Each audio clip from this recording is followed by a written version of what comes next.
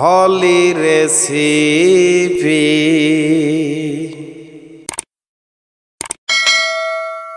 আসসালামু আলাইকুম, হলি recipe channel থেকে আপনাদের সকলকে ওয়েলকাম জানাচ্ছি।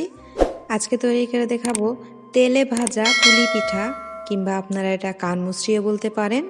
এটা কিন্তু ঝালের না, মিষ্টি। এটা নারিকেল দিয়ে তৈরি করা হয়েছে আর অনেক মজা।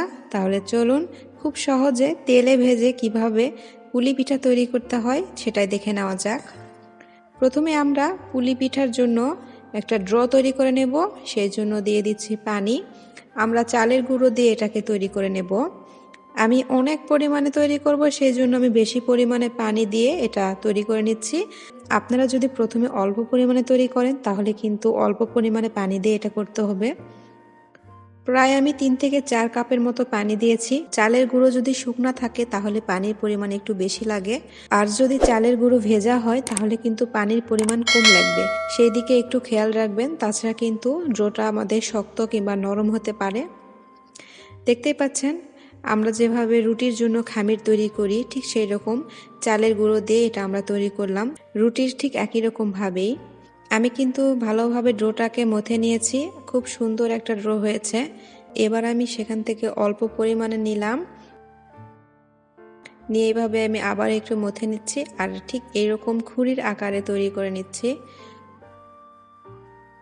ঠিক যখন এরকম হবে তখন আমি ভিতরে পুরটা দিয়ে দিব। আমি আগে থেকে নারিকেলের একটা পুর তৈরি করে রেখেছিলাম, নারিকেল আর গুড় জাল দিয়ে, তো সেটা দিয়ে দিলাম। দিয়ে মুখটা আমি সিল করে দিচ্ছি। আপনারা চাইলে ডিজাইন করতে পারেন, আমি এখানে কোনো রকম ডিজাইন দেখাচ্ছি না, জাস্ট মুখটা ভালোভাবে সিল করে দিলাম।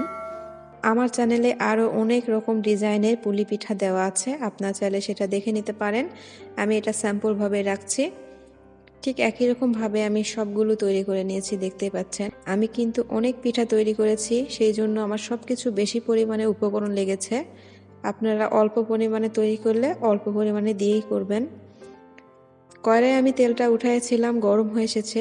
আমি কিন্তু ডুবো তেলে ভাজতেছি না, দেখতেই পাচ্ছেন আমার তেলের পরিমাণটা কীরকম। দিয়ে দুই পাশে খুব সুন্দর কালার করে ভেজে নেবেন, তাহলে আমাদের তেলে ভাজা পুলি পিঠা রেডি হয়ে যাবে।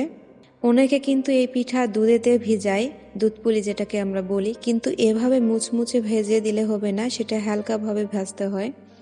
দেখতেই পাচ্ছেন ভিতরে খুব সুন্দর পুরে ভরা। এটা খেতে কিন্তু অনেক মজা। চাইলে বাসায় অবশ্যই তৈরি করতে পারেন। রেসিপি ভালো লাগলে অবশ্যই আমার চ্যানেল সাবস্ক্রাইব করতে ভুলবেন না। তাহলে এখানেই বিদায় নিচ্ছি। খোদা হাফেজ।